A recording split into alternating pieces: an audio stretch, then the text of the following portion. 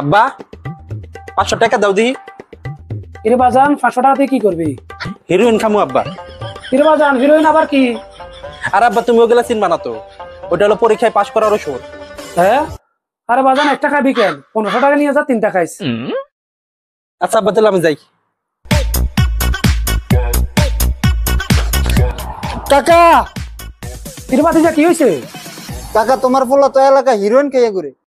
ও বাতিজা আমিও তো 1500 টাকা দিছি হিরোইন খাবার লাই। কাকা হিরোইন কি তুমি চিনো? ও বাতিজা চিনি না তো, গেদা কইলো পরীক্ষা ভালো রেজাল্ট করার ওষুধ। আরে কাকা তোমার পোলা তোমার বলদ বানা দিছে, এটা তো পরীক্ষা ভালো রেজাল্ট করার ওষুধ না, এটা গাঞ্জার মতো একটা নেশা। বান্দির ভূত আমারও বলদ বানাই দিছে, আজকে বাড়িতে আসক। আব্বা তো 1500 দিছিল, ওটা তো শেষ। আর 2000 দেও, 4 দেখাই গিয়া পরীক্ষায় অনেক ভালো রেজাল্ট হইব।